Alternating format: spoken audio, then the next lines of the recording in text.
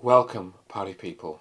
We have 16 seconds to go before the Cumnor Clash arena begins. Let's see what happens tonight. Live chess, the tournament is starting. It says 7 seconds. Let's see who I play first. I assume it will be Tom Shepherd. And maybe it'll give me black. It has given me black, which is fair because I had white last week. So what do I play as black against Tom? Okay, let us play solidly and safely. I'm going to play the Queen's Gambit declined or something.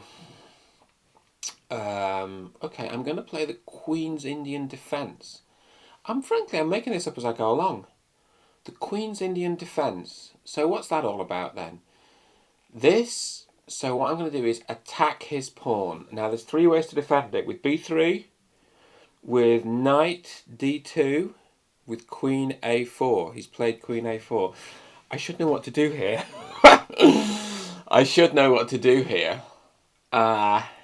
Okay. So his queen is defending the pawn and attacking my bishop. I think the idea here is to play something like c5, isn't it? Isn't that the idea? c5. And then I think what happens is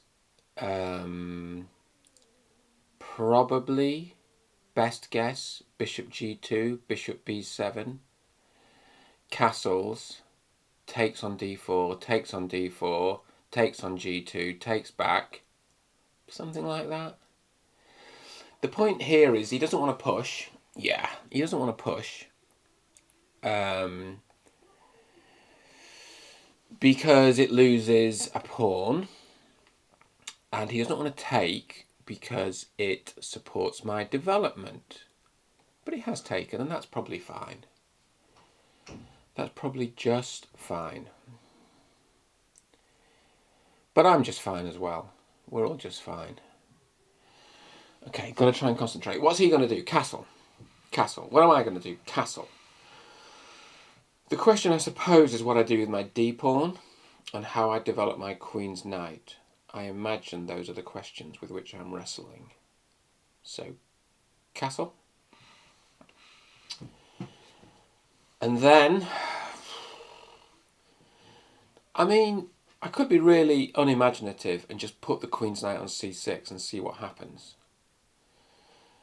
I think in some of these lines, queen c8 is quite nice, isn't it, to defend the bishop on b7?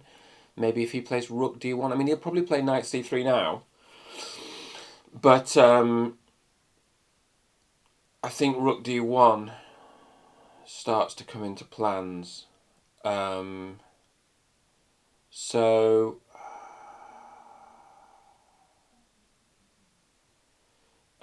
I'm going to play knight c6, but I do this with reservation, actually. I'm not sure this is right. I suppose what you could argue is I'm just developing. Okay, so my idea now, queen c8, knight d4, and then just a bunch of exchanges. Just actually, I'm in the sort of mood, and this is a terrible thing to admit, I'm in the sort of mood where I don't mind a draw in this game.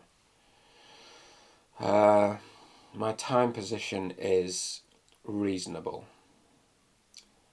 Okay, so that's a good move, isn't it? Just simply getting the bishop into play. If he played bishop g5, I suppose I could play h6. Let's play this mysterious looking move, but it isn't really mysterious. All it's doing is suggesting a bunch of exchanges after bishop d4, which I now can't play because it loses a piece. So the question is, am I worried about anything? Okay, what I'm going to do is make some space for the king. For some reason, knight h5 appeals to me. Just pushing that bishop back. Is this all scary? Is this scary? So his point is then, I suppose, knight hopping into d6, knight hopping into c7. I mean, it's a bit sad, but I don't see why I can't defend it with my knight. But it's clearly a bit sort of grovelly, as we say in the trade. I guess next move it's pawn a6 to evict. I think that feels right, doesn't it? Pawn a6 to evict. So what's he going to do? Pawn e4. There's no... I don't think there's any sort of way of increasing the pressure around c7 and d6. That's why the Queen's Indian's so nice. Okay, so what he's doing is just saying, let's have a bunch of exchanges. And what I'm saying is, absolutely fine with that, Tom. In a way, I have to say that might benefit black, because black is short on space. On the other hand, he will now double his rooks, which is terribly sensible. So, you really can't argue. I mean, he's got a bit of pressure. I'm not sure it's an enormous source of concern, but I do need to defend that pawn. I suppose I'm defending it with a rook. Which rook? I want to do it with the king's rook, because I think the queen's rook may be busy defending a7. Let's play this way. So, okay, so he's playing quickly. I suppose I'm going to try to move my knight to the f5 square in an attempt to evict. How about this? Knight a5, b3, pawn b5. Reason why not? What's the reason why not? It's quite good, isn't it? Isn't it? Knight a5, b3, pawn b5. What's he got? How's he going to defend it? Knight e5, bishops come off. Okay, let's find out. Let's find out what happens. Pawn b3, maybe? Or maybe just knight e5 straight away and the bishops come off. Which isn't by no means bad for... It's by no means bad for white, not least because he's attacking that backward d-pawn one more time. So I'm going to be in the business of playing rook c8, but then he plays b3. You know, it's not... I think he's better. I think he has got a better position than me. I suppose now... Okay. Let's just instinctively play rook c8, and I think then we've got b3, and I think then I've got a5.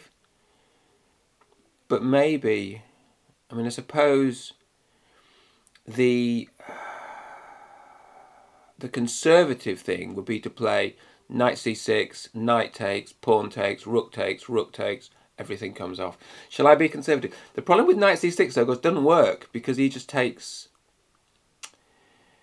He takes on d7 and there's no getting out of that. Okay, we're going to put the rook here, but I've got a distinct feeling this is going wrong.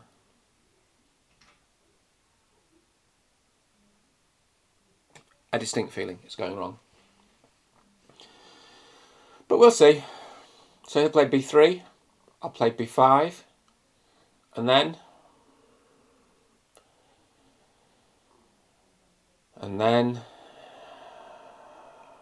who knows? He will probably... Well, so what have we got? Rook takes on d7, rook takes on d7, rook takes on d7. My queen's kind of trapped because I don't have a check on c6 or b7. So, oh no, rook can't take because because rook takes, I take. He can't take with the rook because I pick off the knight. So knight takes, and then I do take with the pawn on c4. I think that's... what else can he do? Push the pawn? Nah. Queen there, attacking my knight. So I'm attacking that pawn 1, 2, 3, 4 times, and he's defending it 1, 2, 3 times. Okay, I'm not going to think. I'm just going to do take. The knight's not hanging, is it? Nothing's hanging. I just think this is going to be a draw. Well, not a draw. I think it's equal. It may not be a draw. He takes with the pawn. I take with the knight. I don't think there are pins because I've always got a check on b7 to escape. So I don't think there's a risk of my knight getting pinned against my queen. He takes with the knight. I take with the knight. Okay, now this is probably colourful. But instinctively, I think I've got to take it. And does he take with the rook?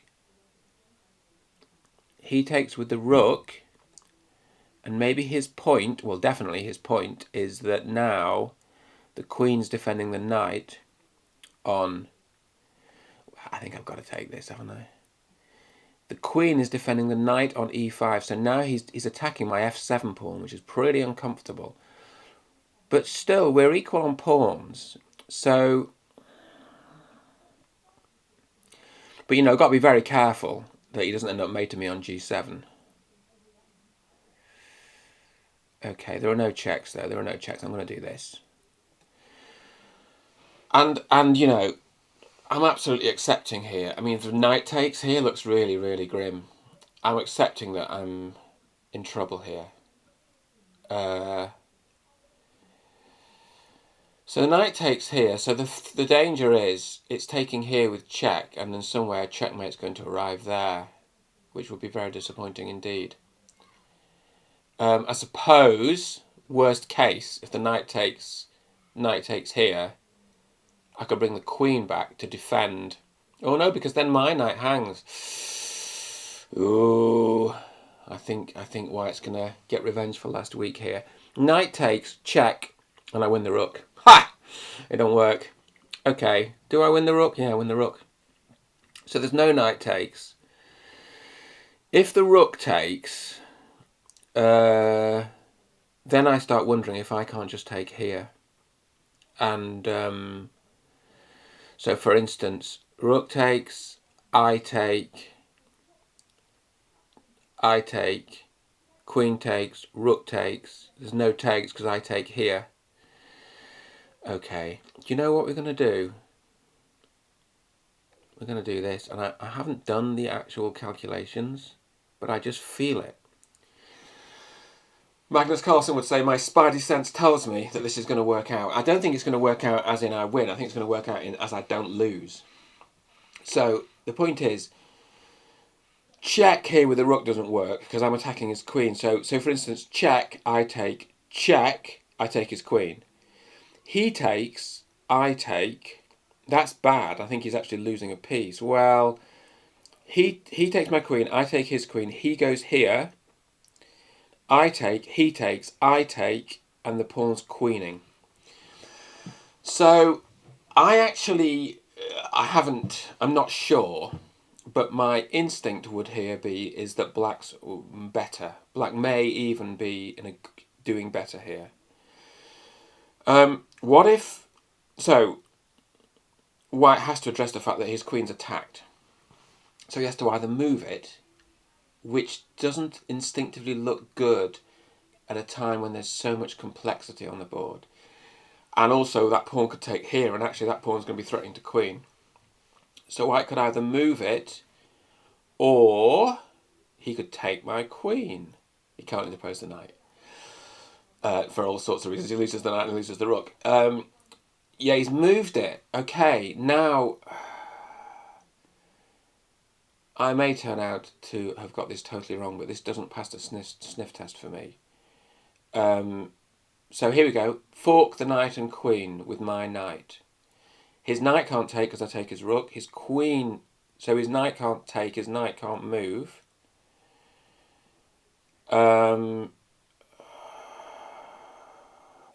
Rook takes check. But again, there's no follow-up because his queen's attacked. So I think I'm going to claim that forking the knight and queen with my knight is a good move. Because he can't take with the knight. If he moves the queen, I take his knight. If he takes on g7 check, then knight d7 check, I take his queen. I think this is just winning. I mean, again, I may be proved wrong. By the way, I like the Queen's Indian defence. I think it's a good opening. Why do I like it? because it's sort of solid, but it gives black some interesting dynamic chances. You know, it's a little bit more strategically complex, and there's a bit more of a canvas for creativity than you would find in the Queen's Gambit Declined, which is a similar type of system, isn't it? But the Queen, I think the Queen's Indian and the Nimzo are just a bit more interesting. So he's having a think here. And I'm glad he's having a think, because if he'd have just cracked out a kind of move, that would frighten me, because it would make me think that he's seen all of this. But the fact that he's having a think makes me think that he didn't anticipate this knight move. I mean, in these sort of situations, what's sort of happening is White's position's a bit unbalanced, because the knight is chained to the rook. And now when the knight becomes vulnerable, then it's sort of like, is the chain going to collapse? We're going to find out. Okay, what's my best guess of his moves? Come on, let's make some best guesses.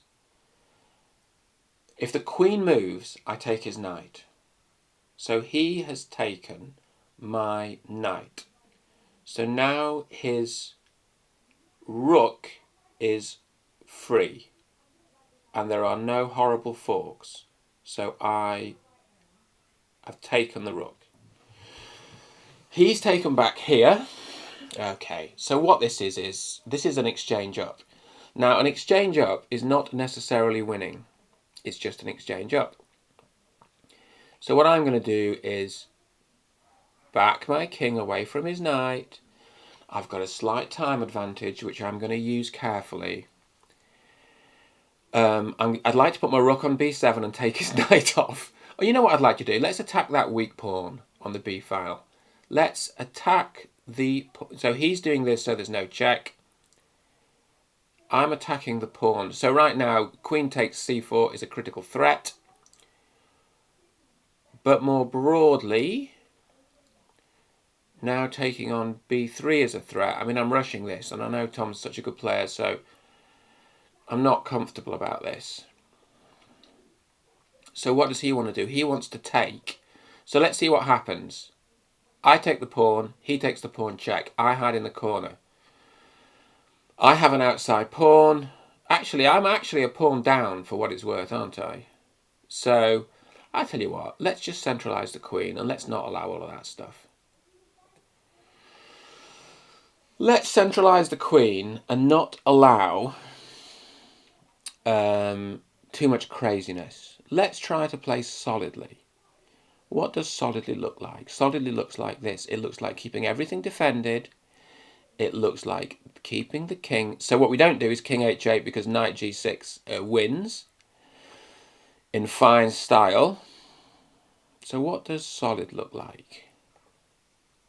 Okay, it looks like offering a swap of queens, which he probably doesn't want, hopefully without blundering a rook. It looks like offering another swap of queens. It's so tedious, isn't it? Making some move I don't quite understand, perhaps targeting f2. Now he is attacking my back pawn, so we give him a check. We give him another check. We defend our pawn. I mean, this is... So he's attacking my rook. So the question that one asks here is, am I just playing for time here? And the honest answer is no, I'm not. I'm trying to play solidly. I'm trying not to blunder. And I'm trying to say, look, I've got a bit more material. I've got a bit more time. So queen d6 check, I lose everything. But I can pin the knight, right? Pin. Here the check doesn't... Okay. Now, this... Oh, there's all sorts of checks. I mean, it's actually really grim, this. Maybe I need... You know what I need to do is get the king out of all this trouble. Okay, I might have to stop talking here because I might have to start moving really quickly. Because It's going to be really fast in the end, isn't it? Yeah, okay. He'll take at the back. I'll check and take his b-pawn. Check. Thank you for the b-pawn.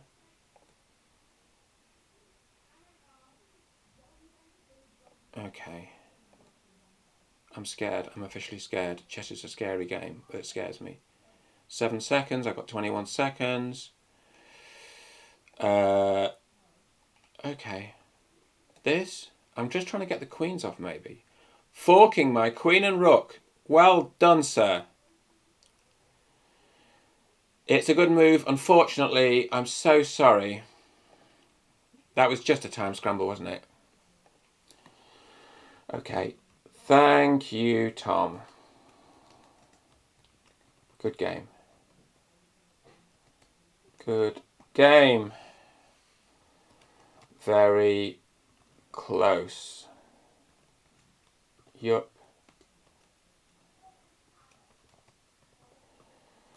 Very interesting. Right. Okay. So, Gareth's won. John Place has won. Lots of people have played. Ian has played 2 games.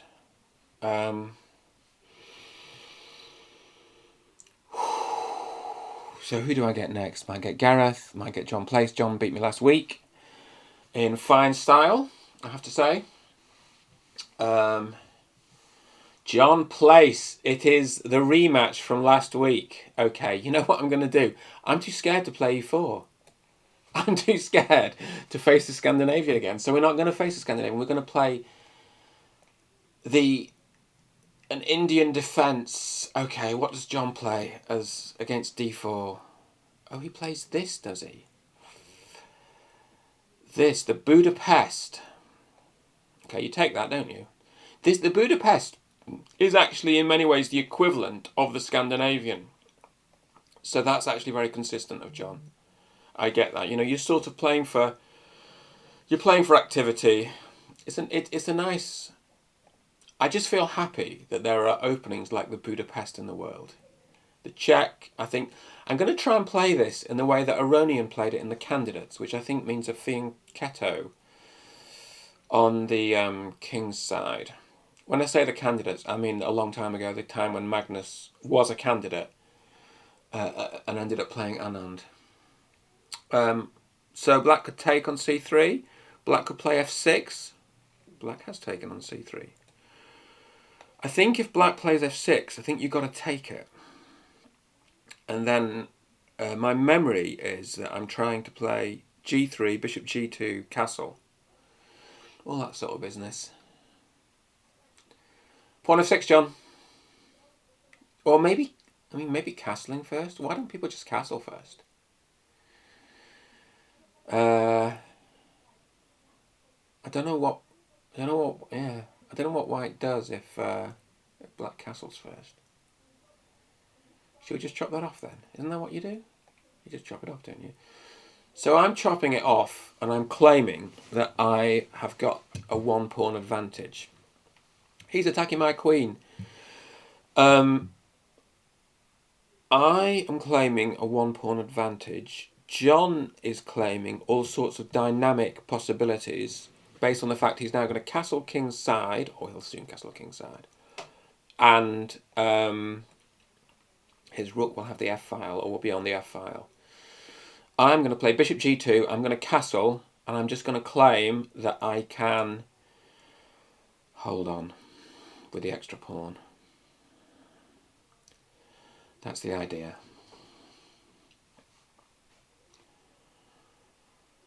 Okay. What's coming into my head? Do I pin the knight on f6? Do I play knight d4? Oh, I think I want to play knight d4 now. But, so he's attacking. Let's think. He is attacking my c4 pawn, which looks a bit vulnerable. So if I played knight d4 straight away, knight d4, he takes on c4, I take on c6, he takes back. I take back with the pawn. Okay. So knight d4, he takes, I take with the queen. So maybe knight d4 is a move. It's weird, isn't it? But it kind of works. Knight d4, knight takes. So knight d4, bishop takes c4, I take on c6. He takes on c6, I take on c6. I've got a lovely bishop. I attack his rook with tempo. Oh, come on, let's do it. It's a bit more interesting than just playing a move like queen d3. On the other hand, you know, well, yeah, I'm taking on c6. If he, yeah, okay. Oh, is it checkmate somehow? No, it's not. There's no checkmate on e2. But I've got to be careful. I've got to be careful I don't get caught in the centre. Okay, let's not get too worried. I suppose I could... Nah, it's fine. So I'm taking here. So we're still... So I'm still a pawn up, and I do have the two bishops advantage as well. Now, when his rook moves, which I assume will happen, I'm going to put my bishop back onto f3, which defends e2, which will hopefully allow me to castle. The bishop looks nicer on g2, but it's really useful on f3. Oh, yes, that's what I do. That's what I do. So if the knight moves, I've got to check on d5, swapping the bishop off. My dark square bishop may start pinning his knight against his queen. I'm going to put my rook on the open file. My general plan is to swap pieces off. So his knight has moved. He is attacking my queen. So I'm going to... What can I do here? What can I do? I suppose I can play queen c2, can't I? Queen c2? Any takers for queen c2? Attacking his knight twice. Attacking his knight twice. Alright, you've persuaded me. I don't think it's perfect though. I've got my concerns about this. I've got to look out for the rook stacking on f4. He might be able to stack a rook on f4 at some point, but not yet. So now he's got to address that knight. D5, pawn d5, probably. Be my best guess. I'm a bit nervous about taking the knight off for my light square bishop. A, because I like having the two bishops, and B, the opposite coloured bishop's position looks a bit weird to me. I mean, A, if it comes down to a pawn ending, I'm worried it might be a bit drawish. And B, I'm worried about attacking possibilities. I suppose possibilities for black attacking things like the e2 pawn. So I'm a bit twitchy. I think he'll play d5, yeah. Okay. So I'm just going to castle. And I'm just going to pretend that everything's okay. But, you know, I am now officially concerned about black's activity. I think I'm going to play bishop e3, bishop d4. So I'm going to redeploy my dark square bishop onto that delightful d4 square. Now, maybe he can just press c5 and kick it. But, I don't know, I like the look of it. I mean, ideally, I'd be able to attack I'd be able to pin his queen against his rook, but that's not going to happen in the short term. I suppose one trick I could set up is I could now...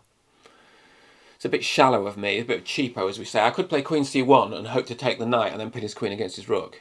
I mean, to an extent, tricks do matter in chess, and that is a trick.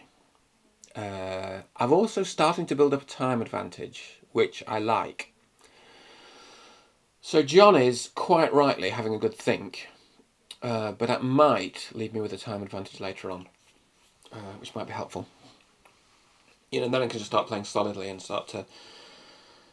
So bishop e3 attacks the a7 pawn. Bishop e3 attacks the a7 pawn.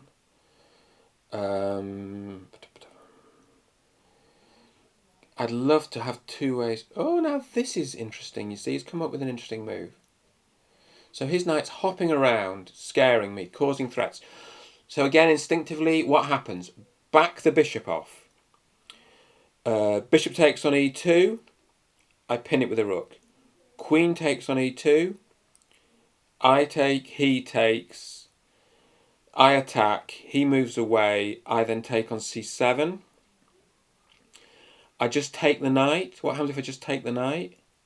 So let's look into this. Bishop g2. He can't take with the bishop, takes with the queen. I take, he takes. Rook e1. And then whatever happens, I'm taking on c7. And you know what? I actually want to get the queens off, so I'm going to let this happen. And I keep the two bishop advantage. Queen takes. Best guess. I think bishop takes is really scary. I'm not saying it's definitely wrong, but the pin, rook e1 pin, probably winning a piece, isn't it? I mean, because, well, so rook e1, then a rook goes behind the queen. Ah, how interesting. How interesting, John. Why not? So his point here is that, well, you know what? Without thinking about his point, I'm just going to play this. Oh, you know what I could play here, actually? I think maybe better is this, is masking it. So what I'm doing now is I'm protecting the e2 pawn by masking with the bishop and attacking on a7. I was going to play rook e1 and just sort of play that game, but he would then be attacking it 3 times. And of course there was no pawn e3 because the rook drops. So now I'm masking it. I'm hinting at taking on a7. I'm hinting at moving the bishop to d4 later in the game. I'm hinting at queen d2, which is a crafty way of attacking the knight.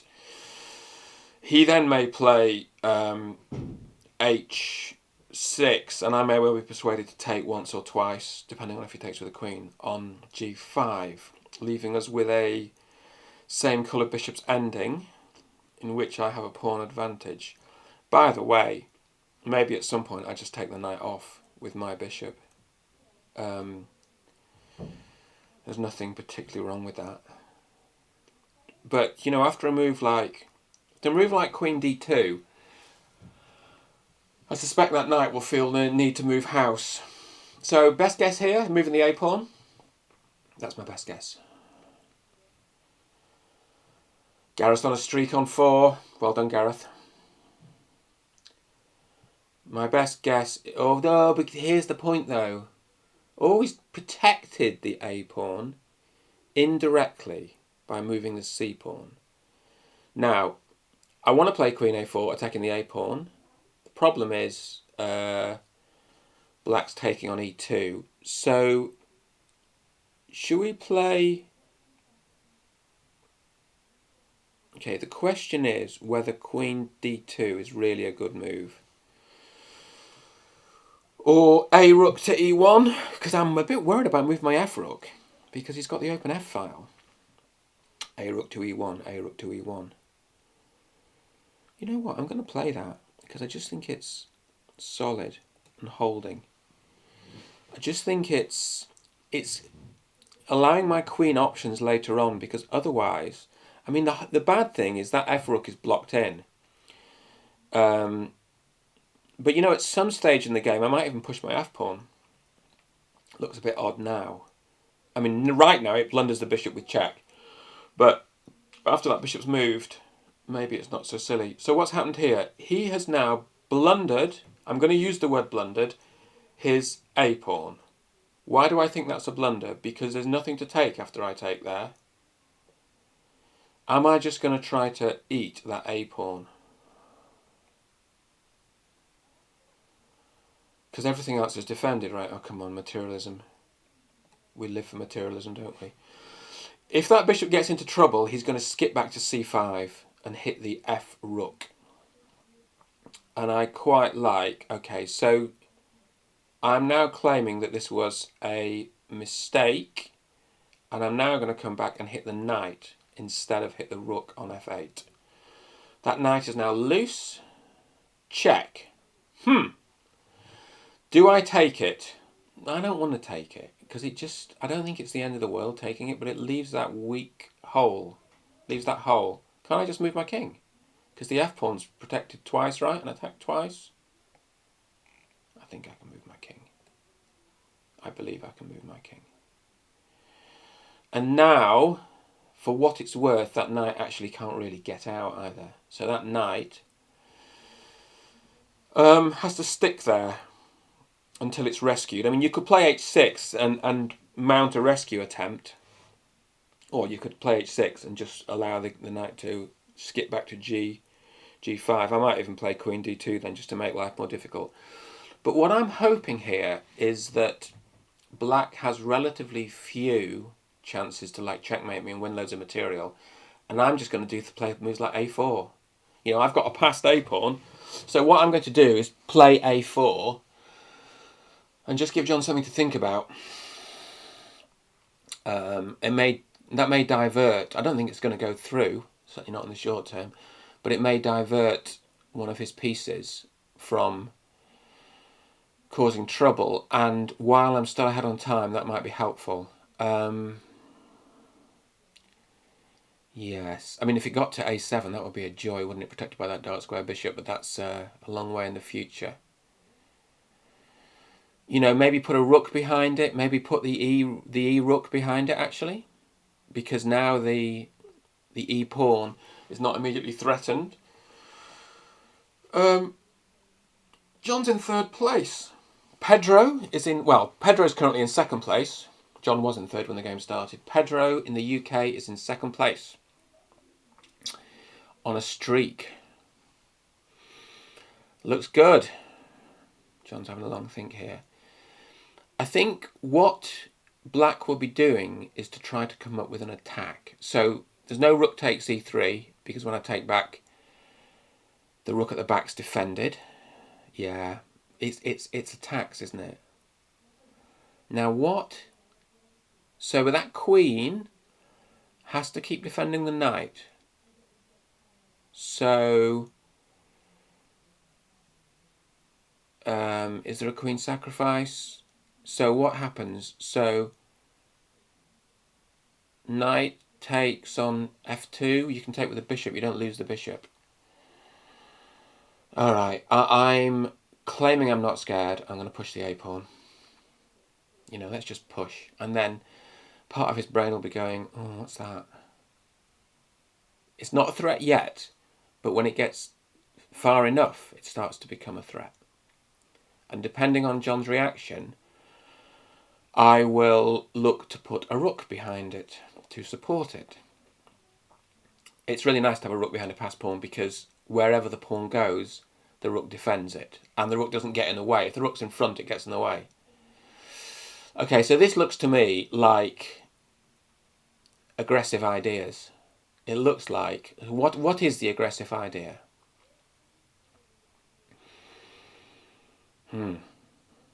Okay, I'm going to move my queen to d2 to give me the option of going to d4 and also to cover the knight in case it tries to escape.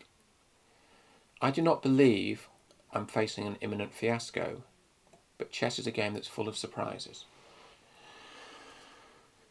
With so little time on the clock, really black needs a mate. Yeah, black needs a mate. Black needs to stir something up. And so what white's going to do is reduce the chances of that by offering a swap of queens. And then if now this may lose a pawn on e2, and I don't care, because it's going to be so fast. You know, so takes on d4, takes on d4, bishop takes on e2. Oh, so that is a sacrifice of, well, it's an exchange sacrifice. So we have to think very carefully now, and my immediate reaction is just to swap the queen off, because then nothing bad can happen. Nothing bad can happen if you take the queens off. John will take with the pawn, I will take his rook, he will take my rook, he's resigned. Thank you, John, great game. I really enjoyed that. No time left.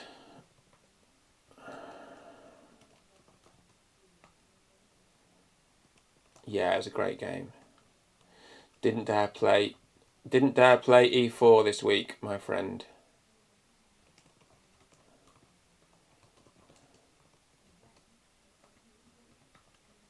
No more Scandies. Although if I play Mark Sayers, I might have to face a Scandinavian. So let's have a look at the tournament table then. How do you see the tournament table? I don't know how you see the tournament table. I think what is essentially happening is Gareth is top. I seem to be second. I seem to be playing Graham. I am not going to go berserk. Graham is a really good player.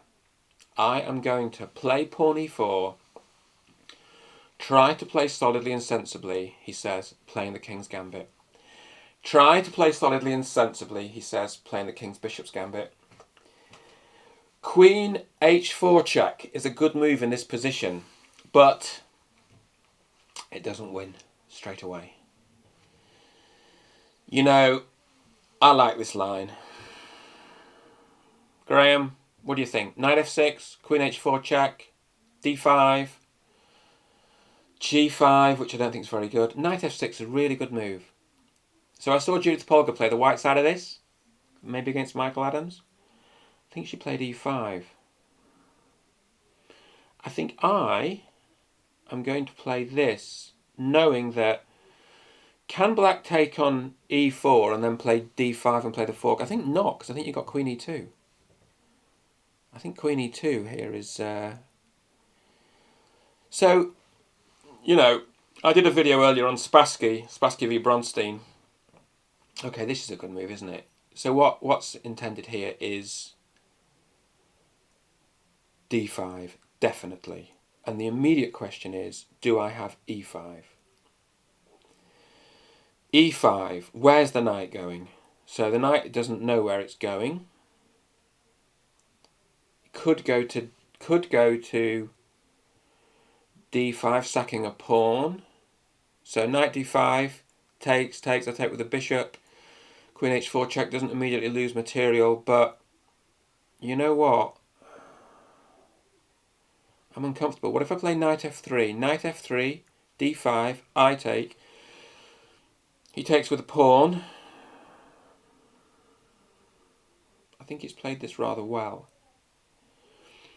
Okay, I'm going to play this for safety, which is not... You shouldn't do this in this line. I'm going to play it for safety. He's going to play d5. After d5, can I play e5, attacking the knight? He takes, I take. I don't know. d5, I take. Do I have a queen check on the open file? Maybe that's good. Or maybe I keep the open file for a rook check. So let's look at a rook check. d5, I take on d5, he takes with a pawn on d5, bishop b5 check, bishop goes in the way, I take, his knight takes, I castle, bishop e7, rook e1. What do we think? It's kind of a normal position. I mean, I've not yet played d4 though, so I'm not yet picking up the f pawn. I mean, the question really comes... I think I'm definitely taking this, aren't I? I think the question comes... So what we've got here, you know what I might do? This is a sad admission. I might try and play this positionally. He's going to end up with an isolated d pawn, isn't he? So I might... How about bishop b3? Do I want the tempo? I think he's... I think he'll play knight c6 here, actually, because... Well, I think he'll play knight c6, my best guess. Which can't be a bad move, can it? Then I will play moves like kingside castle. Is knight e5 a good move? Knight e5, bishop d7. I take on d7 with the knight. I have the advantage of the two bishops. But I'm not really developing. I think I might prefer to play d4. So bishop e7, d4. And then I'm claiming, can he... Oh, bishop d6. Bishop d6 is a good move, isn't it? Because I'm going to... yeah. Okay. Bishop e7, d4. I'm going to take on f4, and I'm going to claim that I have a marginal positional advantage based on the isolated d pawn and the open f file. That is my claim. Now, is that true? We'll find out. So now I don't really have any highfalutin plans. I might even want to play c3 and defend. I suppose c3, queen d3, bishop c2, my bishop takes on f6, and I take on h7 checkmate. How about that for a long-term plan? So the idea might be to try to play c3. So this is going to allow me to play c3 with tempo here. So it's going to allow me to play knight g3 with tempo. But is that loose bishop a problem on f4? Maybe not straight away, but it's not great, is it? So I'm hoping to play knight g3. His bishop will move. I'm then hoping to play c3. But of course, this whole idea of checkmating on h7 will be rather spoiled if his bishop parks on g6. And even when that happens, you can't swap the bishop off because he just takes back with a black pawn, and then there's just no way of mating on h7. So you've got to do something more intelligent than that. Okay, so he'd attack my bishop. So question, can I play knight g3? I suppose he takes on c2. I take, he takes, I lose a pawn. Next question, do I play the rather prosaic, I don't know what's wrong with me today, but I think I'm going to play this. I think those bishops are coming off. I think now I'm going to try, and this is going to sound odd, but I'm going to try and play an endgame. I'm going to try and win, in the long term, win that d-pawn. That's what I'm going to try and do. If he doesn't take on d3, he could back up to g6. Oh, that's good, isn't it? That's good. Inviting all sorts of possible complications. I suppose knight e5. Okay, so I don't think there's an immediate crisis. That looks active, but I don't think there's an immediate crisis. I think, do I want to play knight e5? Do I want to play knight g3? I think I might want to play knight g3, and then he takes on g3, I take on g3 with the bishop, he takes on d3, I take on d3 with the queen. What I'm sort of planning to do here is it's almost a bit like the Caro-Kann defence. In other words, my position is like the black side of a Caro-Kann defence, which is I'm just looking for stable pawn structures. You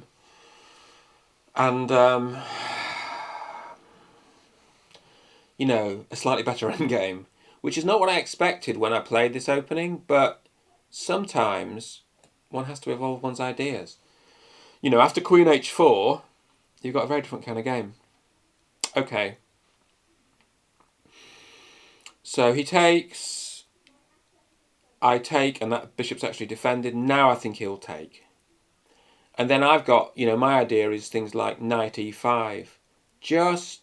I've got to say, he's got his pawns on light squares, and I've got my pawns on dark squares, so the bishop ending.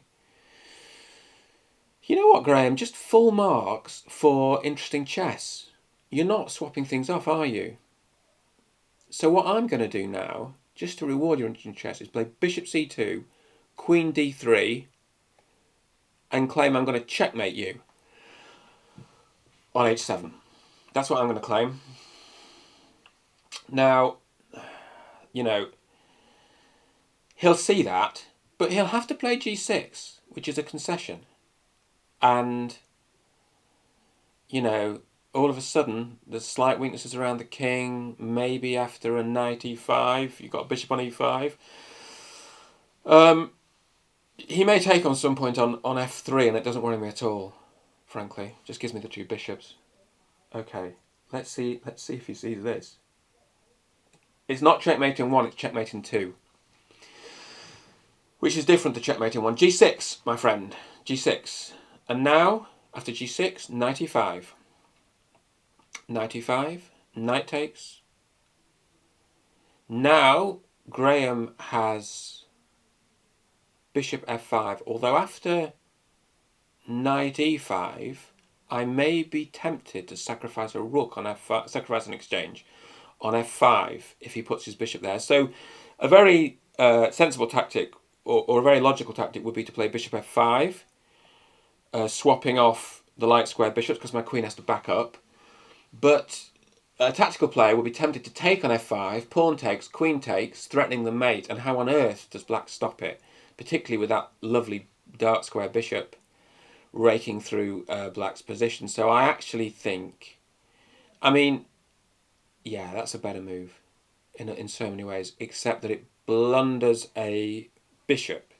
It would be a better move were it not for the case that it's free, and I think what Graham may have missed is the f-file is open. So I can just take that off. Take with the bishop, attack the queen. Take with the bishop, attack the queen. Queen moves, he's seen it. He'll be annoyed. I'm really sorry. I know it's annoying. Chess is an annoying game. I play here. I retain the bishop. Now, don't like the exchange sacrifice. My sort of cunning and subtle plan is to play queen d2, queen h6, queen g7 checkmate. That's what I'm hoping for. Pedro in the UK, top of the charts with... Now, is there a way I can hit the bishop here? Not really. So now, this is a situation where we just need to not blunder. We just need to not blunder. We don't need to do anything amazingly clever. We don't need to checkmate in 3 moves. We just need to not blunder. But the idea is queen h6. That's the general plan. Yeah. So what Graham, I think, might do, and he'd be very sensible, is play queen f8. And what I'm going to do is get the queens off. Get the queens off. I think we're just going to swap now. Is there anything more intelligent than swapping? Okay, let's try and be a bit cleverer than that, shall we? So, let's really look into the position, what's going on. Bishop b3. Bishop b3, attacking the pawn. He defends with the rook. Okay, let's put a rook on the open file. Let's see if at some point there's a check on g7 that wins a rook. So I think we might double.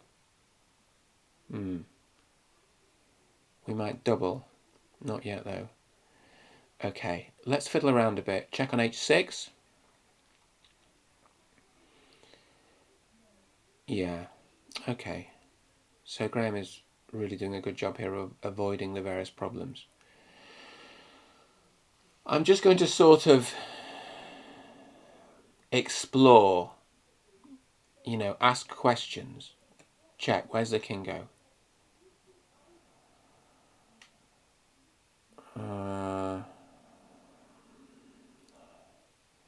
How about this? If you take this, I will attack both of your rooks at once. So you can't take it, which means I'll be taking on b5, which creates another weakness. If you push, I take. So that's awkward because it's just actually a positional threat. The positional threat is I take on b5. Okay. So Graham does not want those sort of threats on the board. I get it. So now I've got this small positional concession, which is a weak pawn on b5, which I'll now proceed to attack. Now I don't desperately need to win. What's the material difference? Just a piece, isn't it? It would help to get a pawn as well. And hopefully at some point that will just happen. There are no undefended pieces at the moment. Graham's seen the danger. He's defended the pawn. Unfortunately, it skewers the rooks. I suspect this is the end, would be my best guess. And I can get to work on probably Pedro by the look of it. Be interesting. Now, what's happening now? Do you know what I'm going to do? Is I'm going to swap the rooks off. So my rooks, I'm going to... Well, I'd like to pin his rook against his king with my rook, just to exchange rooks. That may not happen. But in which case, I just like to gain activity for my rooks, possibly doubling on the 7th rank, possibly now playing rook e1 and taking the bishop on e6. Should we... Okay, no threats. Should we see if I can get away with taking on e6? It's a little bit cheeky, frankly. But as Liam always says, you've got to look for the tricks. Always playing for the tricks. So you've got to move the king, really. Got to move the king, could move the bishop, could defend the bishop with a rook. I like it. What do I think? What I think is rook a1, takes on c3, takes on c3, rook b2, rook a2, and there's no problem. So he'll take, I'll take, he'll play to go to b2, I'll go to a2, his rook will run. I mean,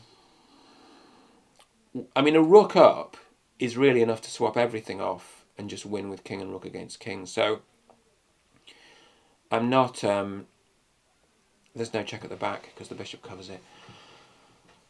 I'm not going to do anything dramatic here. I'm just going to manoeuvre. I'm going to push the c-pawn. Oh, no, I'm not, because it loses a pawn. I'm going to...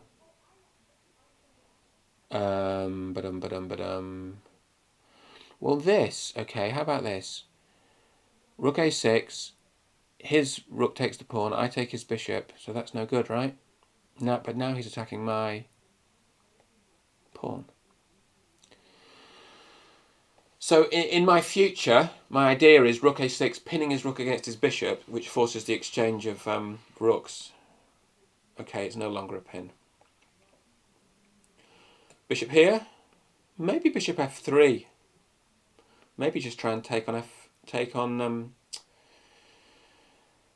d5. Maybe try and take on d5. Rook, 7 rook to a5. 7 rook to a5. 7 rook to a5. Rook e6. Then I go rook c5, then rook a5. I'm taking off here. I think that's right.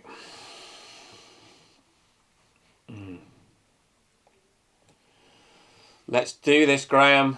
It's a good game. It's a really good game, and it's nice to have the chance to play the King's Gambit as well. I thought it's interesting. I thought he played very well against the King's Gambit. Very solid. You know, didn't get drawn into any silliness. Okay. Okay, no time to say thank you. Ian Bush is next. I've got to the top of the table by some miracle. Ian is playing white. I will play the Latvian Gambit. There is no doubt about this. It is just going to happen. Ian's having to think about what to do. He's played e4. I've played e5. He knows I'm going to do it. I know he knows. And I'm doing it. He has taken there, which is the kind of engine move. Oh, honestly. What's that all about? Oh, he's learnt the theory. I mean, where's the fun? Okay, so Black's got his work cut out here. I've just got to hope that I know one more move of theory. I like... Isn't knight c3 the move here? To stop me playing pawn d5. So I think white should have played knight c3. Now, what's good about bishop e2 is there's certainly no queen g6. Queen g6 is... So it goes knight c3, queen g6. You can't play queen g6 now because you lose the game because of bishop h5. But my belief is that pawn d5, knight e5, almost definitely. Knight c6. The game goes on. Probably takes on c6. Gives me a nice big centre. I'm not scared of the check. On h5. I mean, for those that watched last week, I had an absolute fiasco in the Latvian. I lost my queen in the opening, and Ian played the very sharp line with bishop c4, 3 bishop c4. Okay, what do I do here? I want to play knight c6. I don't think I care about double pawns. I think in lines like this, you don't care about double pawns, you care about activity. Is there a threat? Don't make the same mistake again, Terrington. Bishop g5 attacking my queen. There's no check. There's no tactic. I don't know. I'm seeing ghosts. Bishop g5. Well, so what's Ian going to do? How about the move f4? Good move, isn't it? f4 is a good move. I wouldn't take it. I think I'd just play, I don't know, bishop d6, knight e7. Okay, so let's see what happens here. I take on e5. Ian takes on d5. My queen goes to d6. I don't like it. I want to play bishop e6. I want to play safe. Let me play bishop e6. Could pin the knight with my bishop. I think I'm going to do that because I just think development overall. Just develop. Just get the pieces out. In these lines, in the Latvian, it's so easy just to lose because you don't have your pieces out. So what I'm going to do, so if white castles here, I take on c3, then I take twice on e5. My best guess here, because white hasn't got bishop f4 to defend the knight, I still like f4 as a move. My best guess is that white will take on c6, I will take back on c6, white will castle, I will play knight e7, or maybe knight h6, probably knight e7, and hope I can castle in time, and claim... Ooh, taking that way. Can I take with the queen? Maybe I can take with the queen.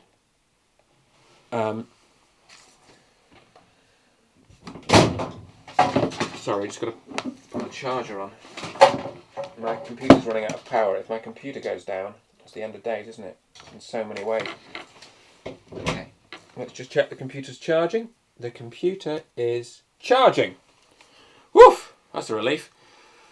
Okay, right. Can I not take with the queen? Come on, let's do it. Let's take with the queen. Oh, does he pins? He cannot pin my queen against my king.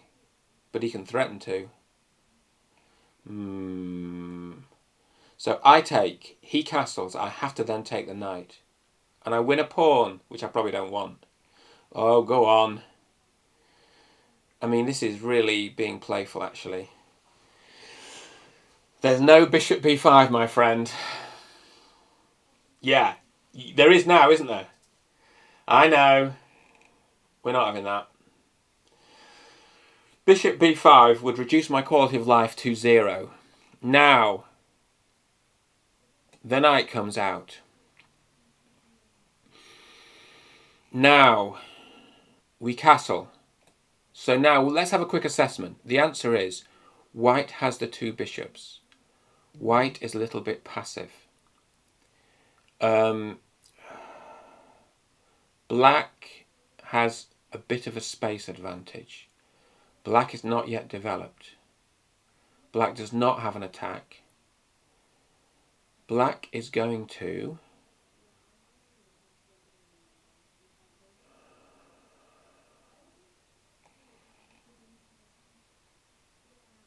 put the bishop on g4. Claim that the knight... Well, so what I think will happen here is bishop takes, knight takes h3. Knight back to f6. And I suppose my claim is that's a decent knight. I've got a bit of space. We're equal. We're only equal. Oh, well, I think probably comes to the same thing, doesn't it? I suppose it gives me the choice of not swapping, but I'm going to swap because I don't want him to have the 2 bishops. You could argue that because I've got more space, I should not have done that, but that's not what I've decided to do. So now, if I put my pawns on light squares, I can start thinking about a better endgame. Yes, I really said that. I really said that. To be honest with you, I'd be okay with a draw here. I wouldn't mind a draw. Let me just check my computer's charging.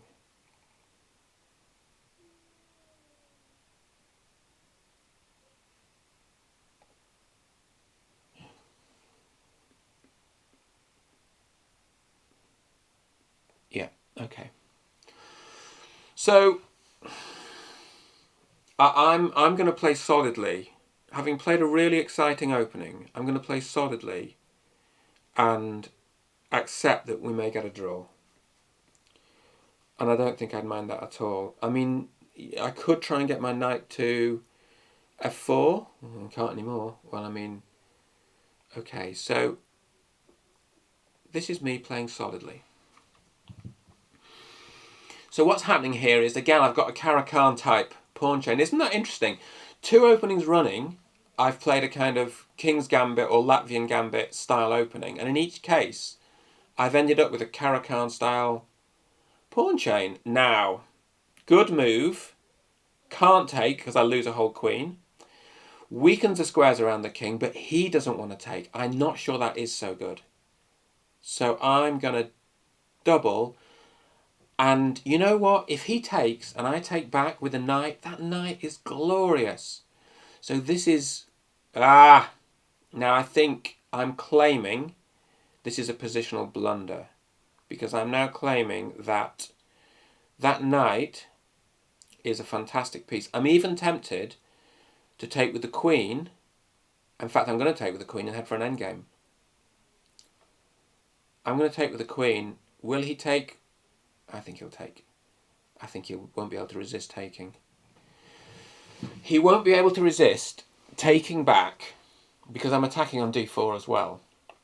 And then I think I'm just going to play the endgame. Rooks come off. Well, the rooks might not come off, but my rooks are on decent open files. And I'm just going to claim that this knight is a wonderful piece. So if white doesn't swap the rooks off, I guess I double on the f-file. Okay, so all of a sudden I love my position. I love my position. And, you know, doesn't mean that black's going to win. It means that black has the more pleasant endgame. Tom Shepherd on 12 points. Streaking on 12 points. I'm not doing much berserking this week, and the reason I'm not is because I don't think my stress levels can cope with it this week. I don't know, I just don't feel... I thought if I get into awful trouble, I'll start berserking. Ian, are you going to play rook... Oh, I see. Now, I thought you would play rook f1. So now I play my rook to f2. When you play rook f1, I do not take on c2 because then it's checkmate on f8. What I do is I play rook f2 because you can't take my knight off.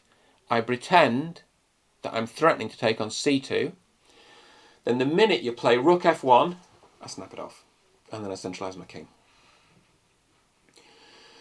But it would be so easy, wouldn't it, to take on c2 and get mated on f8. Right, here comes the king. Centralise the king. Put all the pawns on light squares. So the point here is, I think it's quite hard for black to lose this. If I have a centralised king, probably the best knight you've ever seen in chess. What a knight. So what do I want to do? I want to fix his pawns on dark squares. Do I play h5? What happens in the pawn endgame? It's dead drawn. The pawn endgame is dead drawn, so I don't want the... Okay, I'm going to play this, although I'm not sure it's right. In fact, I'm not going to play it if I'm not sure it's right. I'm going to play this. Now, what I suspect from white is g4. And if he doesn't play g4, I will play h5. And when he does play g4, I will play king g5, and then I will play h5. And what I'm trying to do is just break in on the king's side, or fix his pawns on dark squares. So this, don't understand. Okay, next move, I want to play g6. Now, I might even want to transfer my knight to c4. In other words, that square is glorious for the knight, but I suppose the question is, he could push c4, can he? He pushes c4, and I've got to let him... What happens if he pushes c4? Because if he pushes c4, I play... This is what happens. I play king d6, hitting his bishop with tempo. His bishop moves. I see where his bishop goes. So the question which is on my mind is my knight dominating his bishop? Or is his bishop dominating my knight? Okay, I think my knight's got to go now, because I don't like.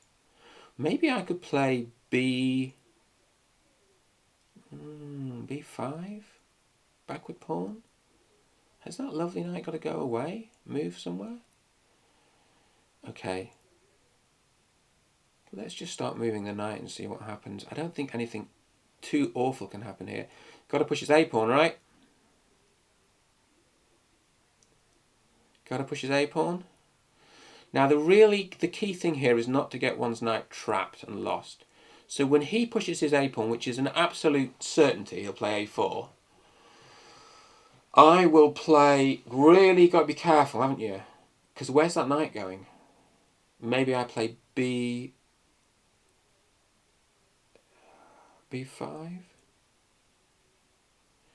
He's got all his... Okay, I don't like this. Is the check at the back any good? Oh, who knows what's happening after that? I'm going to get my knight trapped if I'm not careful. Here, knight here.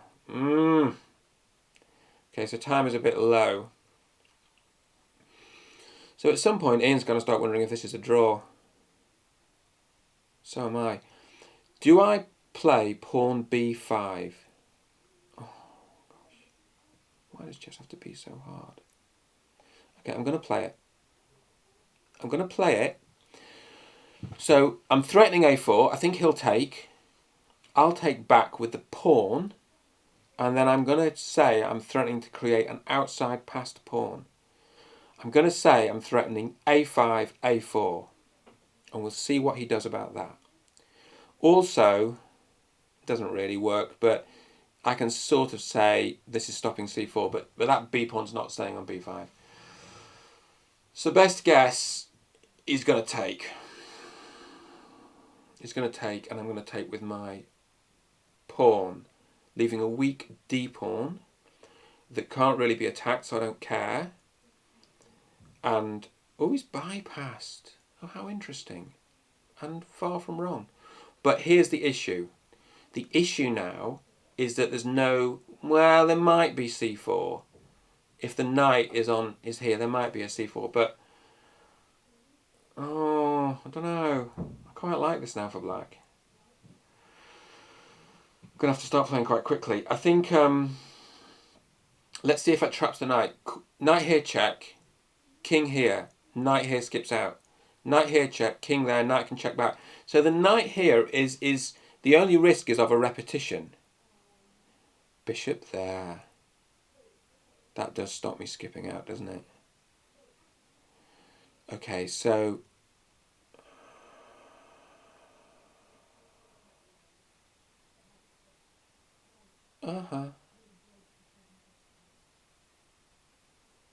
Okay, well, I'm going to centralise the knight without thinking too hard. I'm going to have to start moving quickly now.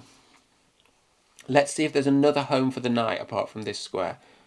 I suppose the other home... So, are we starting to suggest this is a draw in?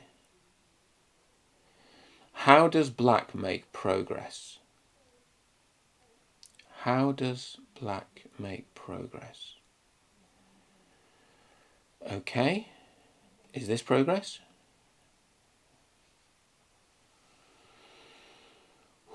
It's a tense one.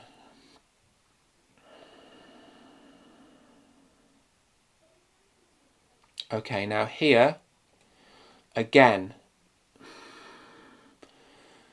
you know, I'm really saying, okay, positionally now, I'm not going to take a draw. Positionally, white is in heaven. So what white wants to do is get the knight on f3. How on earth does he get it there? I do not know. Okay, now he's going to repeat, isn't he? Yeah. Okay. I want that knight on f3. Can I do it? Can I do it? Can I do it? Can I do it? Not easy to know how. Okay, let's just start touring around with it. Thinking of ways to get it to f3. Okay, so... oh no. I don't want to draw here. I don't want to draw. I don't want to draw. Must be close. Must be close to a draw. I'm going to push. Now, I am just literally making it up. This is a bad move. I've made a bad move because I want to avoid a draw. Ian has not exploited that, but that was not a good move. Okay, now I'm going to maneuver my knight through. Okay. Oh, no, I see there was no... I've taken away a square from his king, haven't I? I've taken away the square from his king. There's no road to f3, is there? It's so irritating. Okay, so now I'm low on time. So I'm just going to attack that pawn, and when the king defends it, I'm going to move my king in, and if the pawn gets pushed, I'm going to check him or something. What happens if the pawn gets pushed? Yeah, I move my king in. Now this, I believe, is winning, because now I believe the king is going to f3. Yeah, king to f3. Bishop back. Now, I think you get to the point when white can't defend it all. Thanks, Ian. Really rough, really tough going. Really good game. Oh, good times. I mean, that was enjoyable because actually it was a very positional game. It was a very, it was a positional endgame, and often when you have those positional advantages, it's not clear that they can be realised. But on this occasion, and slightly, I think time was my friend there because it just got very rushed. When you have those positional advantages, sometimes you can't realise them, and sometimes you can. Tom's on 16. Tom is flying. Tom is flying. Okay, I'm not that wound up about... Oh, it's me and Tom again. Okay, so last time I played e4. What's he got against f4? I played e4, we played the Sicilian defence. What does Tom like to play? It's quite an important game, isn't it? So I'm now playing essentially a Dutch defence. Should we play the Leningrad Dutch? I think the order of the day here is to play the Leningrad Dutch. I'm playing a Dutch defence, a tempo up, and that's fine because the Dutch is a good opening. Now my memory is that the d5 lines here aren't great. That's my belief.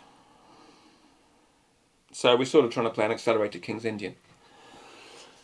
c3, c3, queen c2, e4. I think probably queen e1 is the recommended, and then they play d4. Then I play c3. Is that how it goes? Queen e1, pawn d4, pawn c3. So now he's allowing e4, which I think I have to do. Is he allowing e4? He's allowing e4, isn't he? So this is not enormous great shakes. This is not the be all and end all. This is just a slightly attacking position. I assume that... So, importantly, there's no queen d4 check. I mean, not that it would even do anything, but the knight takes it. I need to think about how to develop my queen side. Okay, so do I like that? Well, is it hanging? Question 1, does it hang a pawn? I take, Tom goes knight g4, I defend with the bishop, everybody takes. I play knight c3 at the end. I think I quite want to do that. Although I've got an isolated pawn. What if I don't take? I just let him take. I just develop a pawn and then just take with a bishop, right? Develop a knight? Maybe. Maybe just do that and let him take on f4. And I'm certainly not going to take with the g pawn. Well, I'm not going to take with the g pawn. Although that might be fine. I'm going to take with the bishop.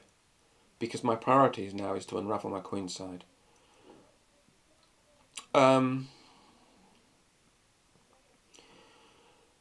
Bishop e3 enters into plans. Just attacking that c pawn and trying to weaken, after b6, weaken the long diagonal. Okay, so now the fear is after takes, that pawn is weak. That e pawn is weak. What happens if I push the f pawn? So takes. So you push the f pawn. G takes f, e takes f, bishop takes, and then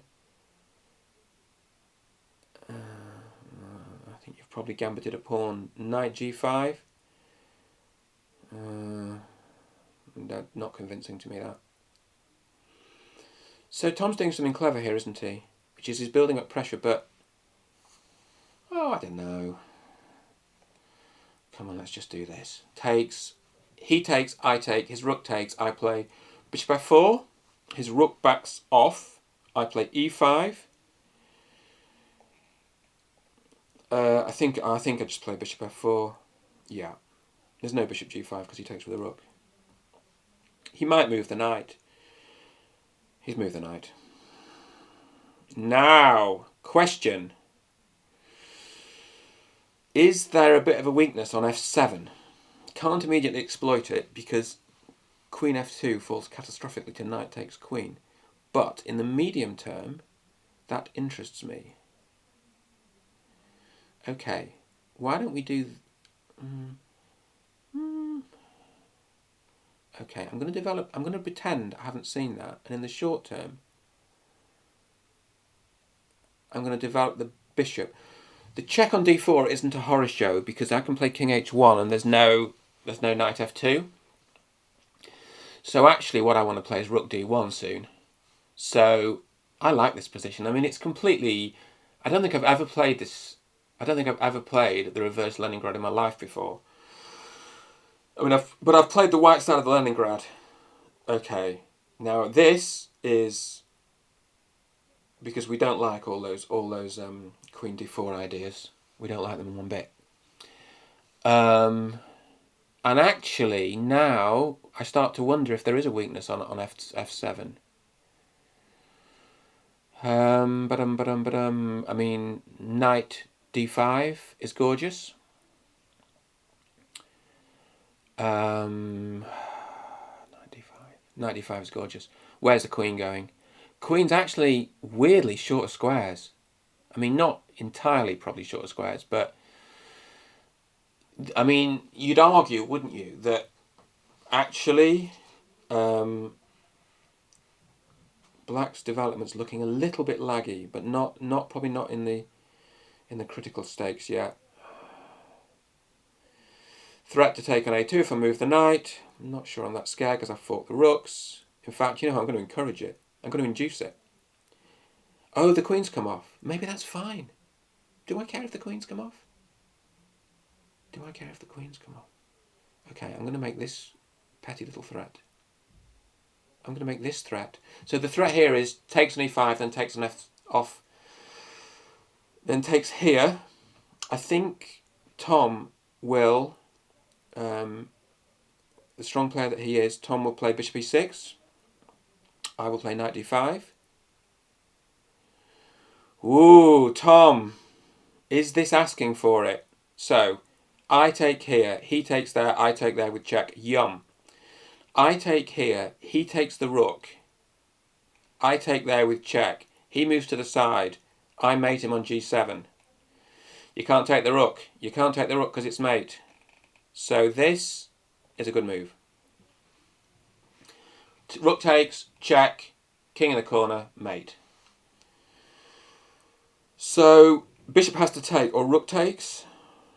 and then it's check, and then I don't like bishop takes, because after the check the king runs, and then I can't play here because the bishop takes it. So look, it's probably not the end of days. It's probably just a pawn, and it's probably just irritation for black. So it's probably just a pull. It's interesting because Tom and I are at the top on the tournament standings, and if I win this game, which is a big if I win this game, then we're equal. Rook takes. Can't resist this move. Who wouldn't play that move? Okay, and now what? So there's no rook d7 because he takes it with his bishop. What about this move? Bishop f3. What about if I just play solidly? Just play solid and sensible. And what about if I take here? Oh, hang on. If I take here, he can't take my rook because that goes with check. So can his rook attack my queen? No. Ooh, I'm playing some dangerous chess now. This is cavalier. You've got to live, haven't you? His rook cannot move to attack my queen, so I think a bit of cavalier chess is okay here. But there's no deep plan. This is just cheapos. So after his rook moves, which I think it will happen, or maybe can he defend it? Can't defend it with a bishop. Defend it with a queen. No, can't defend it with a queen. I think he'll move the rook. I think he'll double. Don't know. There's not much use in doubling. I don't know what black does here. I think he moves the rook. Then I will play my rook to here with the intention. Yeah, I mean, that's very good. Just shoring up that bishop. But I think now I've got 2 pawns. And in general, 1 pawn's not enough. But 2 pawns is a lot of pawns. 2 pawns, because there's lots of rook and pawn endgames where the pawn advantage doesn't win. There are not many pawn endgames where the pawn advantage doesn't win, but there's lots of rook and pawn where the pawn doesn't win. There aren't many queen and pawn. But if you've got a 2 pawn advantage, then I think you're in good shape. Okay, should we just swap pieces in a very unintelligent way and then play? Okay, so this is a good move, right? So I'm tempted to do something a bit flowery here. Look, queen b5, bishop takes here, wins for black. Let's not do that. How about this? Queen here. What's happening there? Queen here, bishop takes, I take.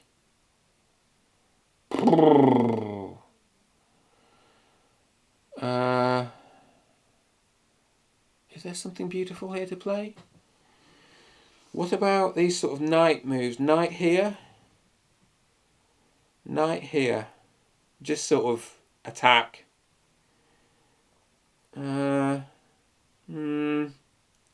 doing it without really not even knowing what I'm doing. I'm doing it. So my theory here is that there's a check, which isn't bad. There's a knight move here, which isn't bad. There's a queen move here, which isn't bad. What will he do? Takes with a bishop. I might take with a pawn. But then it's opposite coloured bishops. Well, I played it. Yeah, he take with a bishop. I think I want to take with a pawn, and I want this far advanced pawn. I want this advanced pawn. I'm advancing, and it gives the bishop more scope as well. I think you've got to take with a pawn rather than the queen. There's nothing here that loses material. There are no checks. You've got to be careful here because at some point you might want to play king h1 just to avoid the checks. Oh, look, rook here. Ooh, that's horrible, isn't it? So if he takes here, there's no take. Takes here, rook here. What happens? Don't like it. I suppose you can put a bishop in the way. I push. Yeah.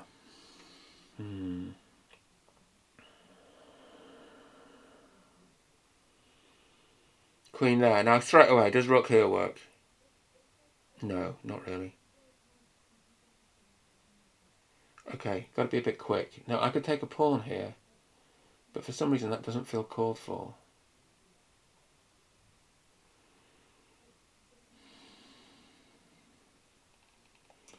I'm just going to sort of buzz around his king.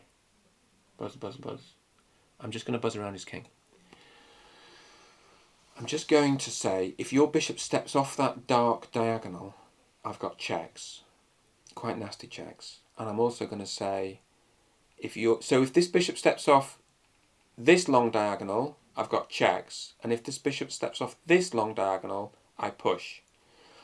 And I don't really want to try really hard to win this.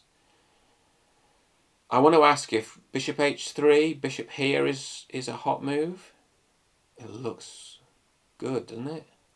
Then the rook moves, then there's a check at the back. Oh, it looks great. Now he's moved the bishop off one of the diagonals, and I said there was a problem with that. And isn't the problem just push? Yeah, that's a problem. I'm not convinced. I'm a bit worried. I think this is quite nice for white, because I just think that pawn is see, the rook can't really help, because then you've got this check at the back, which is almost terminal. It's terminal. Check there. Got to run in the corner, right? It's not even a conversation. But again, oh, what is your idea, Tom? So your idea, so there's no mate. So let's look. I take, he takes, I push. So tempted just to play the endgame. Fine with that. Fine with the endgame. What, I've got an extra pawn, and I've got a pawn on the 7th. Yeah, I'll take it, buddy. I don't think I have to take it, but I will take it. I actually think... Now, let's just see if this wins by force. Push, rook behind. Yeah, I think it wins by force. So pawn d7, rook d8, rook e1, rook takes on d7, rook takes on e3, rook check on d1 wins the bishop back. Yuck. So I think I push. When he plays rook d8, I have to defend with the bishop. I defend with the bishop, but I think then that's really...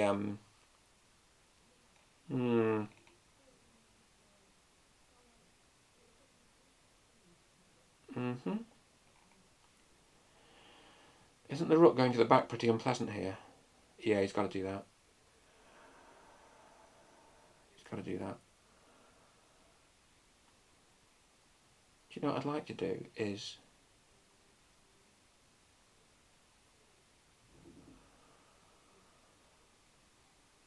I'd like to put the bishop here. That'd be glorious. It's not possible now. Okay. Don't know what I'm doing. Not got much time. This. Okay. I'm just going to play it strategically. I may have been able to win by force there, but I just couldn't see it. I'm just going to play it strategically. So, for instance, this is a fork now. Can't play king here. Rook here is probably good. Well, rook here would be good if this is a fork. So, bishop here. A little bit grovelly. Centralise my king. Check. My pawns are on light squares, except these two, and they're defended by the king. So this is an important game to me because... Okay, this is an important game to me because... Tom's the joint leader. I'm not dying to win this. Of course I'd like to win it. Is it more exciting if I really want to win it? I want to play some nice chess. So I'm winning a pawn. So the idea then is there's two connected pawns. So this is quite a strategic endgame, which...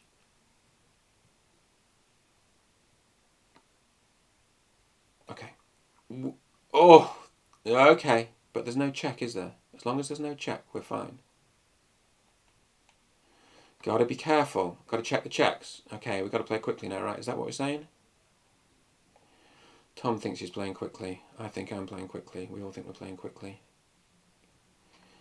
I think there's time here. I'm not horrified by the time situation. This I don't think scares me. What's the threat? What's the threat? No one can tell me the threat. I'm going to play c4. I'm not worried. Am I worried? I'm going to push this pawn as well. Yeah. It's not a threat. Is it? But time is an issue. Okay. What I'm going to try and do now is push the bishop, off. Okay. What we want is a check and then attack the bishop. That's what we want. That's what I want. Yeah, he knows it. He knows it. Ooh, it's got to be quick, haven't I? I want to check and then get onto this square. Maybe his rook will come here. No, he's doing this. Just checking me, right? I'll run to here. Yeah, well played. I might try to get the rooks off. I think I might accept getting the rooks off and then charging with a king. I'm not sure if that actually wins. But I think his pieces are tied to the defence of... Oh, can he attack that? He might be able to, but I don't think I'm that scared. Because I think I'm queening my pawn before he's queening his pawn. And 26, 24 seconds is a lot of seconds in this world. Oh, good move, Tom. Good move. I like it. I like it a lot. So we're going to do this. We're going to do this. 16 seconds, buddy. We're going to do this. Scream and Grizzly. He's got a nice check on f4. I've got to not talk now. It's so tight. Can I checkmate in the time? Don't know. Good question. Yeah, good move, I think. I think that's correct. I think I'm just playing this next. Yeah.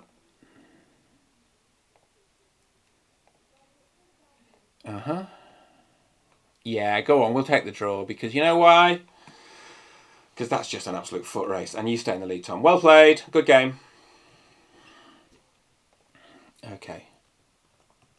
I might have to do a berserk now to try and catch Tom. Having said I don't care about winning. Okay, what's the time? I've got 20 minutes left. So...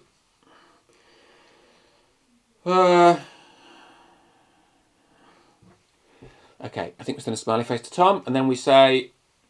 The question is whether we start berserking or we just play good chess, try to play good chess, and accept that second place might be the result. I don't think we mind second place. I mean, not lost any tonight. Oh, it's Liam. Okay, let's just play a nice game of chess with Liam. Let's not do any berserking. All right, I persuaded myself. I'll do it. Come on, Liam. Please. Yay! We're going to play blitz chess. Blitz chess. Blitz, blitz, blitz. Everybody loves to blitz. Latvian Gambit. Come on. Knight takes e5. Oh, it's the sharpest possible line. Now, I got this wrong last week. Horribly wrong. Knight f7, queen g2. Bishop f7. I looked this up after I played against Ian. You know, when you make mistakes, at least you can learn from them. Bishop f7, queen d8. The move, I believe, is d4. d4, queen g2, queen h5 check, pawn g6, bishop h7 check, and then black has a choice between e7 and d8. I think d8 is better. And then black's taken the rook in the corner. It's just all to play for. Pawn d4, Liam. Okay, that's what Ian played last week, and I lost. But I looked it up, and the answer is queen d8. And when you play d4, I play I play queen takes g2, right? That's the point. And now the rook's got a problem.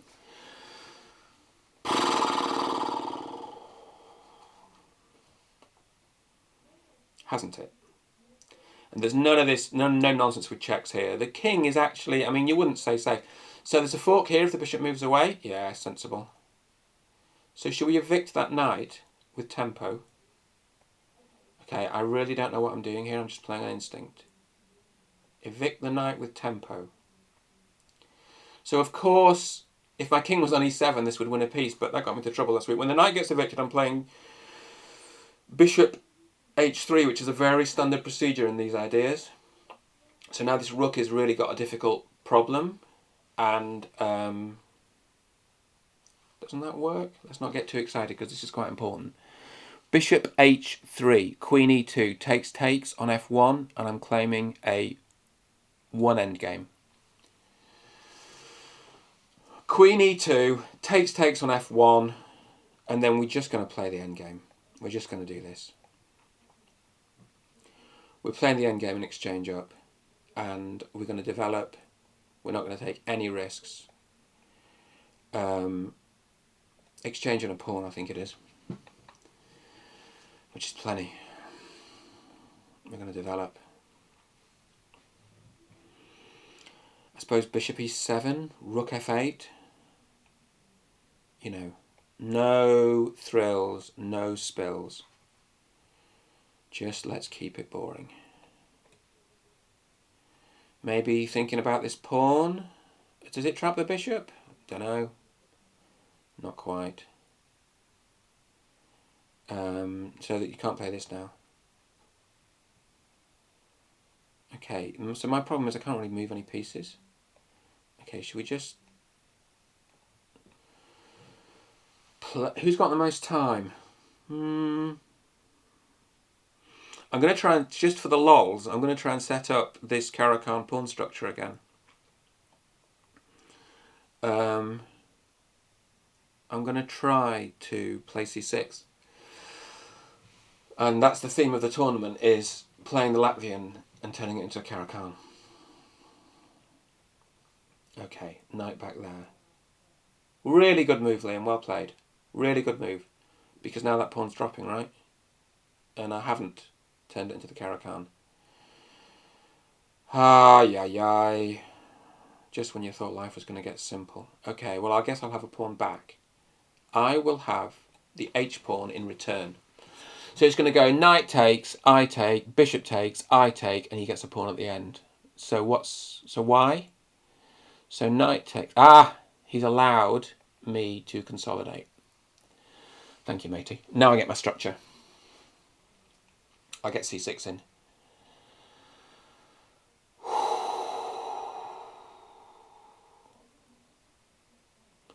So what's going to happen here? If I'm lucky enough to bag 5 points, then that's helpful. But of course, Tom will be bagging points at the same time, won't he? Everyone's going to be bagging points. So I'd play this to restrict his knight. King c7. I mean, I don't know. I suppose we don't want that to break through, do we?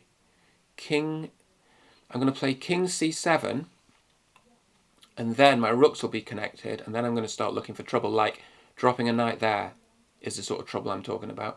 I may even want to do that before I play king c7.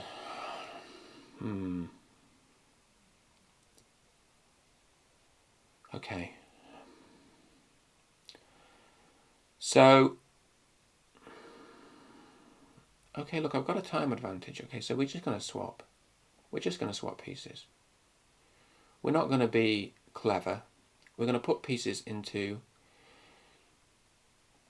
threatening positions, and we're going to swap. Again, I still want to play king c7. Yep. Should we just block with the bishop or just move? I think I wanted to play that anyway, so we'll just move.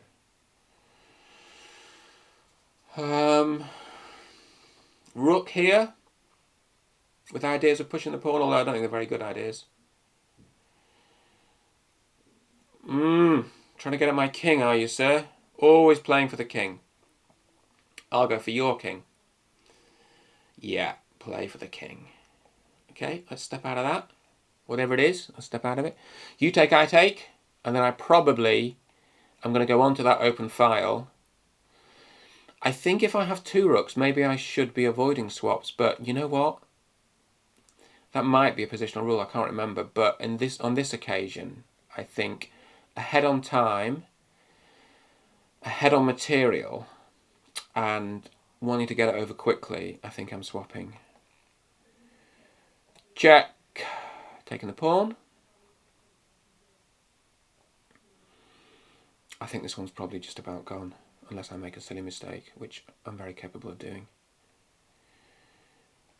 Takes. Attacking the knight. Yeah, thanks, Liam. Good game. Okay, it's getting close. Thank you, Liam. Alright, what are we on? We've got 14 minutes left, which means that if I get a game and I berserk, I might be able to finish in time. If I get a game and don't berserk, I'm going to have to play quickly anyway. So what we can see here is Robin Carr and Tom battling it out. Robin's white, Tom is black, and Tom's better. Quite a lot better, Tom's winning. So what that means is Tom is about to bag. Oh, he's doubled. Wah. Okay, it's Nigel. Come on, Nigel, please double. Just do it for me, buddy. Thank you, you're a good egg. This. Now. Oh, gosh, I'm going to play it positionally. I'm going to play it with g3, bishop g2. I'm going to play it positionally. Now, Tom's won the tournament. Has he? I think he's won the tournament. And I congratulate him richly for that. In which case, I am not going to go flat out to try to win this game of chess. I'm going to try to play a nice game of chess with Nigel. We're going to play interesting lines. I'm going to play sensibly. And that's it. So the idea here is that white has a bit more space. White's e-pawn is better defended than usually in these Pertz lines.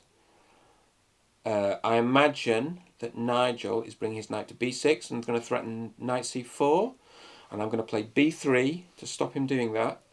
I'm not going to try anything flowery. I'm not going to play bishop h6. Okay, what do we do here? We do this, and then we hint at pawn a5, and I think it's allowed pawn a5. Go on, we play pawn a5. I suppose we're just claiming here that pins down the black queen side. This. Is that pawn on a5 under threat? No. Looks a bit like a Benoni, doesn't it now? Can black play pawn b5? Yes. I will then take en passant, which is very standard in the Benoni. Oof! What's this? Well, he wants to put his knight here, doesn't he? What's wrong with that? Absolutely nothing's wrong with that. Am I going to allow it? Can't stop it. Am I going to cry? No. Am I going to play knight a4? Oh, it's tempting. It's tempting. My e-pawn's defended. My a-pawn's not dropping. I've done it. With the idea of knight here. In fact, I've done this before against Nigel. Knight here, forking things, and then putting the bishop there. And this e-pawn is still defended. And the knight can't go here. So you could move the rook to stop me forking rook and knight. So you could move the rook with a view to putting the knight there after I put my knight on b6. Although I might not then play the knight to b6. So the question is this pawn now weak? And the answer to that question is not yet. Knight takes, bishop takes, and now, if you'll pardon my French, this bishop is a monster. Well, it's not a monster. It's just a nice bishop. It just holds down his queen side. It's just a nice bishop. Knight c3 comes next. Yeah. Knight c3 comes next. Yeah. Now what? Now, white is going to do nothing spectacular. I mean, you could play f4, couldn't you? You could play f4, but I don't think that's the game I'm playing. I think the game I'm playing is just to say I don't have weaknesses. I think he's going to play f5, actually. In which case, I might play f4. So when he plays f5, I just smell it. No, he can't, because he's not got the rook there. He's played it! I saw... You can play it without the rook there, but it's a bit weird, isn't it? Isn't it? This? Maybe just take. Do I take? What do I do, buddy? What do I do? This? If you take with the queen, I fork your... I do a pawn fork. G4 is a pawn fork. If you take with a pawn, I've got a check. There. Knight's got to block. Now what? I think I'm playing f4. I'm just going to play it positionally. I'm not going to try to be clever. Is there anything forcing? Nah. I'm going to play f4. Am I? Is there anything clever? I don't think there's much at stake here because I don't think I can win. Okay, I don't want to play f4 because I want to block the queen in. I'm just going to centralise a rook and see what he wants to do. Just going to centralise a rook. And actually, strangely, I'm going to play this, which is a tricky move because it looks like it's attacking. I just want to pick that pawn up. Then I want to play something else. He either saw it or he dealt with it, but either way he dealt with it. Okay, so just attacking, right? Attacking. Now, have you trapped my queen? No, not quite, but it's not very nice, is it, for me? Okay, he's got more time. I'm going to play quickly now. This is mate. This is mate. Please let me checkmate you. It's not mate anymore. Okay, so... Can I lose my queen here? Probably. Would that be painful? Yes. How can he attack my queen? He can't yet. Okay, my plan is to move the pawn to h5 and then check wins the queen. Pawn h5, check, can't take with the pawn, has to take with the queen. Oh, and he's dealt with it, but he still loses something, doesn't he? Loses a rook. Queen takes, I take. Right, and I play the endgame ever so quickly, don't I? Play the endgame, play the endgame, play the endgame. Quick endgame. You've got to be, really sharp here. So, yep, can I defend that? Yes, I can. Knight here check, king here check. But I'm playing bishop here soon. That bishop on b6 has proven to be an absolute stalwart because it's just... What am I up? I'm up in exchange or something, am I? It's just proven to defend that pawn. Don't know what I'm doing there. No idea. What do we do here? Let's try and control the H file. Okay, I might stop talking because I can't cope with this. It's too fast.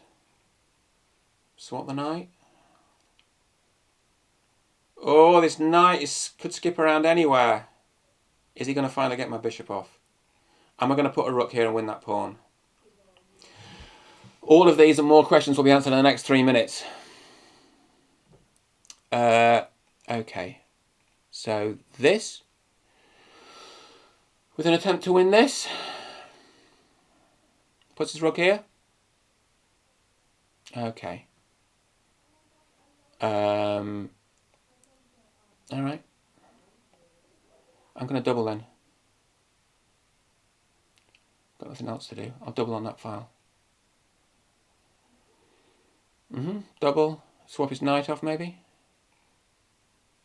Check at the back. Check at the back. This is becoming a bit critical. Pin the knight. Maybe push. What's that? I don't want to be checked. He's going to push and move my rook.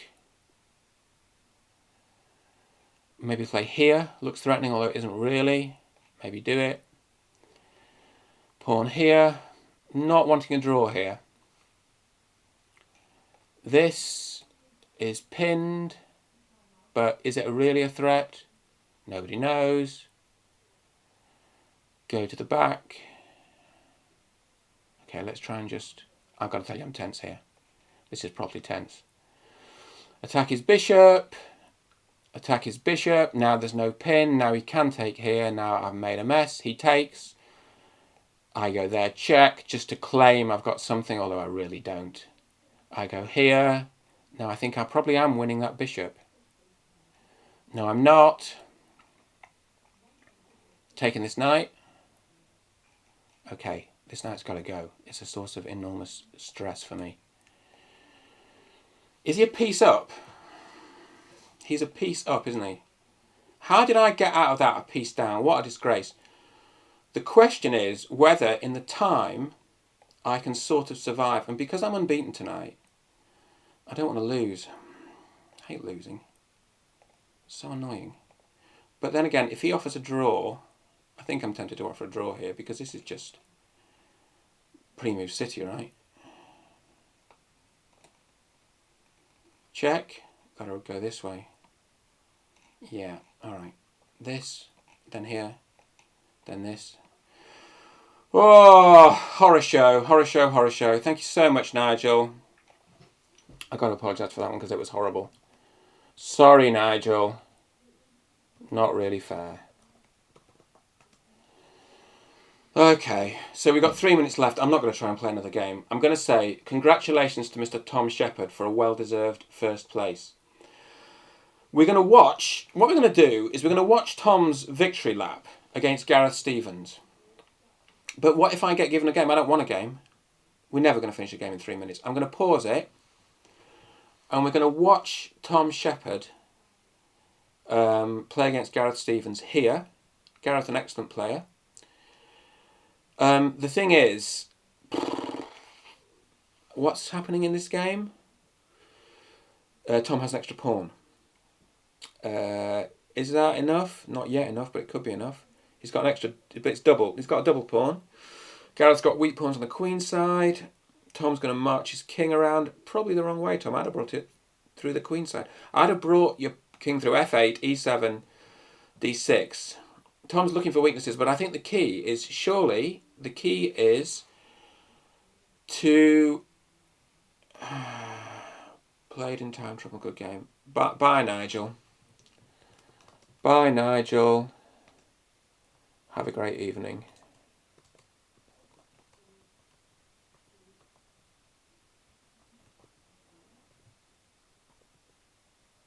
Yeah, if I had beaten Tom in our game rather than drawn,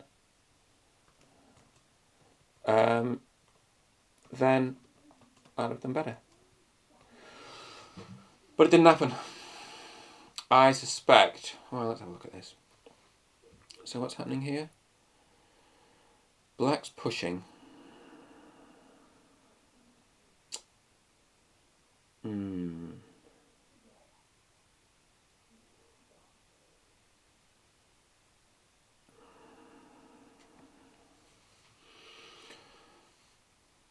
Well,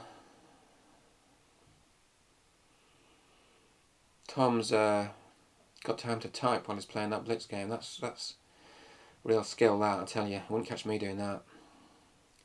We've got a minute left. I think what I'm going to do, guys, I mean, I suppose if you're watching on YouTube, if you're bored, you can just switch off. But I think what I'm claiming here is that this is over. We're going to stay. There's no reason to stop. We're going to stay and just see what happens with Tom and Gareth. Let's just see what happens with Tom and Gareth. And let's see Tom's cup come up. I think that's a nice thing to do. So what is happening is Gareth is pushing a pawn. Tom is pushing a pawn. Tom is covering the queening square of Gareth's pawn. Gareth has put a rook behind. Now what? Okay, so the rooks... So now black wins, right? Because black takes, white takes back, and then that pawn queens. So if Gareth wants to give Tom the points, he can resign now, or he can just go over the thing. Doesn't matter. Black pushes, yeah, and the king can't catch it and the bishop can't catch it, whereas black can catch white's pawn. What a really good night's chess. Well done, Mr. Thomas Shepherd. Superb performance and a good night's chess. I really enjoyed that. Win rate of 86%. I think, did I allow a draw? I allowed a draw with Tom. So well done him. I hope you all enjoyed this recording. Please do like if you like and subscribe if you want to see more. And please do leave any comments on how my play particularly can be improved. I would like to know. Namaste. Namaste.